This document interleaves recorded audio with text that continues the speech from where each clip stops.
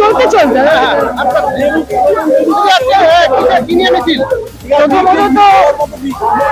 প্রথমত 21শে জুলাই আহ্বান করতে আমরা সকলে আজকে পশ্চিম বিধানসভা থেকে বারুইপুরের পথে নেমেছি। At the same time Bangla ভাষা এবং বাঙালির উপর যে চক্রান্ত চলছে, এরকম ভাবে বাংলা ভাষা বলার জন্য মানুষকে আক্রান্ত করা হচ্ছে বিজেপি শাসিত রাজ্যে, তার প্রতিবাদেও আজকে এই মিছিল।